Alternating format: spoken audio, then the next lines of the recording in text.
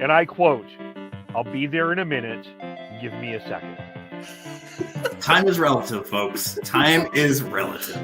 Yes. So, hey, cheers to everybody in the chat. They're a division rival. I don't care how many wins they get. Screw them. That wasn't the take I was expecting to hear. I want to gush over watching live Chris Tanev. I think that we completely underestimate the skill it takes to play defense. One highlight or several highlights does not a Calder trophy make. I'm stepping in here. I'm going to be the crotchety old man here. They need to learn patience. They need to understand the tension and everything and the drama. How dare! Look at this! How is McDavid not getting a penalty? You guys need to calm down with this, okay? You guys need to calm down with it. Well, hello and welcome to the Shifts and Pucks News Pack for Tuesday, November the 22nd. You can follow us on Twitter at Shifts and Pucks, Facebook.com Shifts and Pucks, YouTube.com Shifts and Pucks, Twitch.com Shifts and Pucks. Subscribe wherever you get your audio, as well as on the Area 51 Sports Network. As we look back on a Flames win, a Canucks loss, a multi-goal loss here. Again, multi-goal blown lead loss for the Canucks. Again, the seventh time that has happened. And look at what else happened in the National Hockey League. We'll talk a little bit about the WHL, AHL a little bit as well. But let's start with and of course, if you have any questions, of course, we had our podcast. It was a long time since we've had Devin on, but Devin joined us on Sunday for a podcast, talked Flames, talked Canucks, talked about some general National Hockey League stuff. Check that out. Just a reminder, Fireside Podcast has their Flames podcast out on Monday, yesterday as well, that they do. And so lots out there for that, for you to pay attention to. But let's focus on we'll start with the Flames with their 5-2 win over the Philadelphia Flyers. A very decimated, by the way, Philadelphia Flyers team. We'll update the injury list on that here. And look, and you're not expecting much from the Philadelphia Flyers overall. Aren't a team you had huge high expectations for. But I would say a solid overall effort from the Calgary Flames last night. They over the Philadelphia Flyers. You got a really strong goaltending performance in Jacob Markstrom, who seems to be slowly but surely getting his game into the form that we've known and Jacob Markstrom to be. I thought Rasmus Andersson, Noah Hannafin had a pretty solid game. I really think Mackenzie Weegar is starting to find a bit more of his groove, along with Jonathan Huberdeau, with this team in terms of how they fit into this team. The Flyers were game. You got the 2-0 lead there. You got Dylan Dubé, who we're the slump busters on the Shifts and Pucks podcast. We've challenged Dylan Dubé. He hasn't scored in 16 games. He scored last night, his second. By the way, we did that with Brock Besser as well. Tanner Laczynski scored his first goal for the Flyers to cut the lead. The Flames get a goal from Rasmus Andersson. It's 3-1. And then Joel Farabee makes it 3-2. And then Blake Coleman and Trevor Lewis knock goals into the empty net. And the Flames come away with the 5-2 win.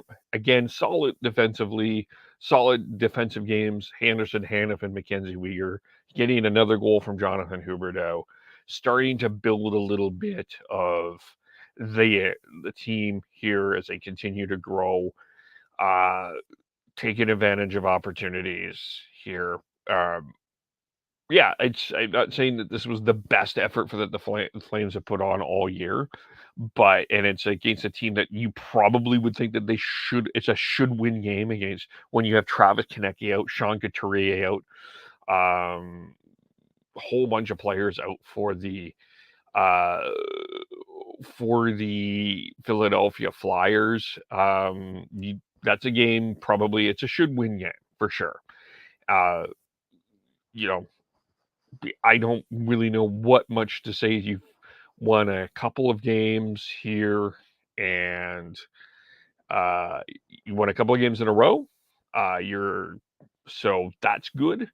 I think you're trying to build something. This is probably the road trip that if you're the Flames, you're kind of happy. You are getting that bond. This is the longest, that bond and kind of that team bonding thing. This is the longest road trip of the year. So far you're 2-1. You play the Pittsburgh Penguins on Wednesday tomorrow. They're a team that is stumbling along here a little bit. So who knows before you hit to the American Thanksgiving road there. So that is the Flames in a nutshell. They got that emotional win against the Florida Panthers on Saturday. They win in the shootout, and then they win last night. So I think things right now are looking a bit better in Calgary. Not that it was looking awful in Calgary. I mean, you had the 7-game losing streak. I just think you're trying to fit the game back together. Still think you've got to tweak the lines. I mean, the other note here, Michael Stone is back with the team. So we'll see what they do on defense. And we'll see if we see Dan Vladar on this trip, which game it will be. So that will be the other question that will be going on there as well. So overall, that's what we've got with the Flames. A nice, solid 5-2 win over the Philadelphia Flyers. That gives them, if you just go into the standings here in terms of where they're at, in terms of the wild card, they were in the second wild card position, I believe, coming into the weekend. They still remain in there, but they're now tied with another a team that is rolling now, the St. Louis Blues. So, there we go. That's where we're at this particular point in time with the Flames. The Canucks, it's almost to the point of no words what to say here. I mean, their offensive game had Brock Besser, had Andrei Kuzmenko, all these guys. They sure can score goals, but man, they cannot hold a lead to save their life. This one's particularly going to sting a little bit because they got this lead in the third period. So Kuzmenko scores, then the Knights take the 2-1 lead after two. There's no score, or after two, sorry, no scoring in the first. You get three straight from Horvat, Schenn, and Pettersson. Schenn and Pettersson score 36 seconds apart.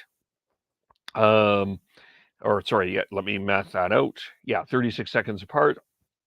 Then 43 seconds later, William Carrier makes it 3-4-3. Riley Smith ties it at 8:57. They get a goal that the Canucks nicely, because it was played off the camera. Good challenge, but the Knights are undaunted. Alex Pietrangelo scores a winner at 14:14. And I mean, folks, if you believe the hockey gods are on a particular side, I think the hockey gods were trying to help the Canucks win this game. Not only did Pettersson make that amazing save in the empty net, I'll get to him in a second. How two empty net posts were hit. I mean, they had every opportunity to at least come back and try to tie it, and then Logan Thompson stands his ground there, makes the save. With Pettersson, I just think the guy's playing a phenomenal hockey. I think if the Canucks were in a better state, we'd be talking about him in a early nominee for trophy combination. Now we're at a much different combination here. They're getting good, solid effort from some players. I thought Curtis Lazar played well. Kuzmenko continues to provide a spark. Bo Horvat has 15 goals, but they can't hold a lead. It's just quite simple. Whether it comes down to a goalie not making a save, a defenseman blowing a coverage, or just confidence. I mean, I mean, even the win they had against Buffalo as an example of a game they had a big lead and they were hanging on for dear life. It's been so rare this year that this team has found a way to build a confident win like they did against LA. LA was almost a rarity this year. It's been much more than that. 7 multi-goal leads blown in 19 games. The image that's left out there is the way Jim Rutherford walks out of the press conference after the disallowed goal. There's just I just wonder what's like. You just feel like something's going to happen, and unfortunately, I think the what's going to happen is Bruce Boudreau, and I see the point in that. I guess I feel for him, but this has also got to go to the players. This has got to go to this team has got to start taking the pride into wearing whatever color of Canuck jersey you want to put them in, whether this is the reverse retro, this one behind me, the regular one. Hold the lead. Just show some pride, hold the lead, and build and get that structure in there. It's everybody, like, and it's just it's everybody. And I mean, give the Golden Knights credit. They're getting goaltending for Logan Thompson, providing good goaltending again. They're getting Alex Pietrangelo playing much better, Mark Stone playing much better, Jack Eichel starting to feel a bit better. Pietrangelo 3 points, Quinn Hughes another 2 assists. He had a solid game. Brock Besser continues his point streak as well. William Carrier 2 goals. Just in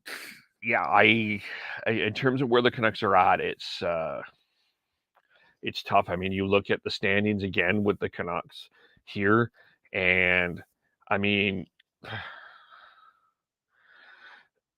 they could be better. I mean, if you're sitting there and you hold on to these these leads, you've got 13 wins in 19 games. Instead, you have 13 losses in 19 games, and you're sitting 5 points out of a playoff spot here. You've got Colorado tomorrow. You've got Vegas. You go to Vegas on Saturday. It's not easy, but this may be the best thing that could happen for the Canucks. This may be one of those things where they find a way to build some confidence. If they win the next 2 games, you wonder if this is sort of a turning point. But I don't know. I feel like that this is just the exasperation in this organization right now has got to be at an all-time high. I mean, they're tied with both. They're a point ahead of Arizona. They're tied with Chicago in terms of where they are in the standings. They're behind the San Jose Sharks. I don't think people were expecting that. Tough. It's been a tough stretch here for sure for the Vancouver Canucks. Some of the other games, the New Jersey Devils continue to win 13 in a row. They beat the Edmonton Oilers 5-2, and the Devils are just clinical. They're solid. They're pretty much everything that the Canucks, quite frankly, aren't right now. They're a confident team. People know how to beat them. People know what they're going to get as a star performance, but they keep doing it. There, you get another great goaltending performance from Vitek Vanacek. You get 3 assists from Nico Hischier. There you go. And for the Oilers, it's finding that consistency. They haven't been able to get that really all year. They're able to pull off the win against Vegas on Saturday, which is a pretty good game. But 5-2 Devils win. I thought another good game was a couple of other good games was Colorado Dallas last night. I thought that was a really good game. Colorado pulls that out a little bit later. That Central Division is going to be tough. Dallas is a good team. Colorado getting their game together. Winnipeg looking good. They beat Carolina in overtime. Patrice Bergeron gets his 1,000th point. Boston continues to roll along here. So that's where we're at there. Now, there are 2 games in the National Hockey League today. So before we'll have a ton tomorrow. Because, of course, that's the final. When tomorrow's the final game until the American Thanksgiving. By the way, the St. Louis Blues, who lost 8 in a row, they beat the Ducks last night. They have won 7 in a row, and are, by the way, sitting in the first wild card spot. So, wow, how things can change here, for sure. As it's the Oilers, by the way, sitting out the there. But the two games tonight, it is Buffalo, who has yet to win in November, playing Montreal, who's looking better, who's an exciting team, and they're fun to watch. At least the Montreal Canadiens. There's certainly a level of excitement to this team. But the Sabres struggling along here, and here, as I mentioned, they've lost 8 in a row. The Canadiens have won their last one. So that is what's going on there. And then you got the New York Rangers, who are sitting with 22 points, taking on the LA Kings, who are sitting in second place in the Pacific Division, coming off a loss to the Vancouver Canucks here. The Rangers are in the second wild card spot. The Detroit Red Wings, by the way, holding the first wild card spot at 22 points. But the Canadiens are only 3 points. By the way, just go back to the Canadian Sabres. The Canadiens are only 3 points out of a playoff spot. Not saying that they're going to get a playoff spot, but not too bad considering where we're here in American Thanksgiving. And of course, with the Kings, they're sitting 24 points. They lost to Seattle. Pardon me, not to Vancouver. They lost to Seattle, who on Saturday. So they're 7 points behind Vegas, who look to me like right now running away with the Pacific Division. Just a side note with Vegas, do you know they're 9-1-1 on the road? That's just really impressive how good they've been on the road this year. They've actually been better on the road than they have been at home. 6-3 at home, 9-1-1 on the road. So that's pretty impressive there as well. Some other things to today. Morgan Riley was put on LTIR for the Toronto Maple Leafs. He got hurt last night against when the Islanders came back and beat them, the Leafs. And so now you're out without Jake Muzzin, TJ Brody, and now Morgan Riley. It's a knee injury. He's in on LTIR. They have called up Mac Hollywell and Victor Mete. You wonder, I mean, now the question is becoming the trades. You wonder about where people are at with Jacob Chikrin. You wonder about Connor Timmins' name has come up. We've heard Tyler Myers' name come up. Who knows, right? So maybe some trades happen here. You got to kind of get this feeling, especially in Ottawa, where this might be a week we see some shakeup here in here, which is either a coaching change, a trade, something may happen. You just get that feeling, especially in Ottawa, where you got to feel that there's a level of disappointment with Ottawa. You make the trade for Alex DeBrincat, you sign Claude Giroux, you bring in Cam Talbot, and you're still stumbling along here. Just Ottawa, that's an interesting situation. But that is one of the stories there. Morgan Riley out long term. You've also got here, you got Marc-Andre Fleury was skating today for the Minnesota Wild, skating in practice here. He's been out for a while with an injury. So they're wanting to get him back here soon. And just a moment here as I just pull that up. But he was practicing today, and the Wild, of course, are 2 points out of that wild card spot themselves, as it looks like that's going to be a interesting battle. So many teams kind of bunched up right now in the National Hockey League, but but Joe Smith tweeted out he's facing shots, so that's a good sign there. We talked about the Flyers and their injury situation as well. Maybe wanted to just touch on what's going on there, because they've had a ton of injuries. I'm not saying that the Flyers would be a contender or anything, but you're dealing with some injuries there for sure. And as Charlie O'Connor, who is the lead Flyers writer, mentions here, we've got Wade Allison, Kadecki's out 10 to 14 days. Wade Allison is out 2 to 3 weeks. Cam Atkinson still week to week. Bobby Brink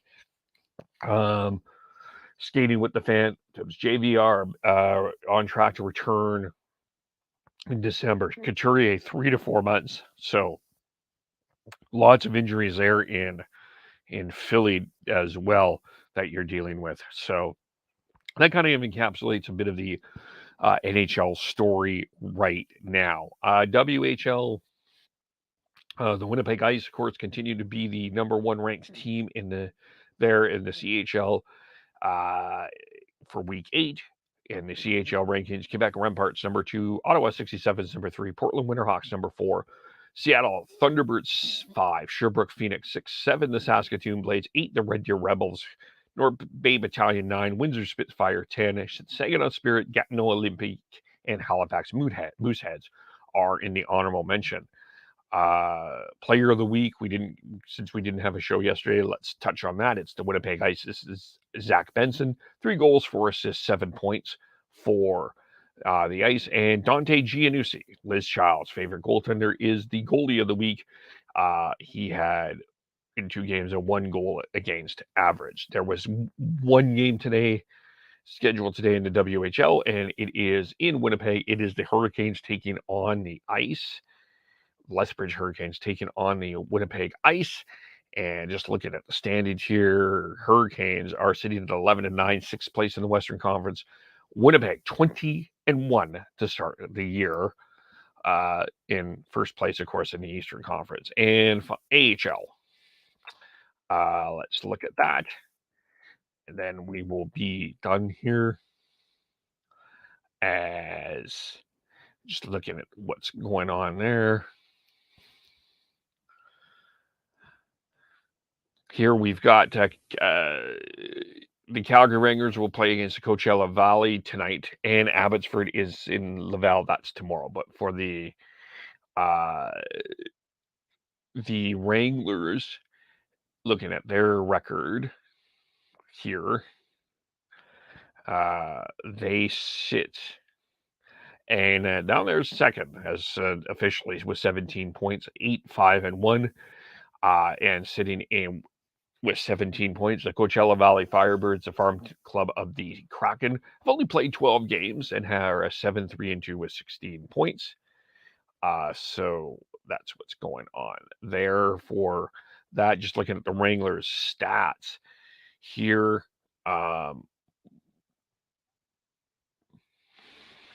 Matthew Phillips continues to lead the way with 17 points. Connor Zary playing a lot better, 16 points. Jacob Pelche, 15 points. Ben Jones, 13 points. Cole Schwitt, 12 points. Nick DeSimone, the top defenseman, points-wise, 10 points. Other games, it's Manitoba taking on Milwaukee. Henderson taking on Bakersfield. Hart tonight. Those are those 3 games. So we'll leave it there. That will be the news for today. Of course, you can follow us all individually on Twitter. Sean Beardy Canucks 03, Tyler TNOBLE, Chris Schneid's SCHNEIDZ, Devin Gordhow 09. I am Shifts on Pucks, Facebook, YouTube, Twitter, Twitch. Subscribe wherever you get your audio, as well as on the Area 51 Sports Network. And of course, Fireside Chat. Their podcast is out every Monday. Follow them at Fireside Chat. And thanks, everyone. We will talk to you all very soon. Bye for now.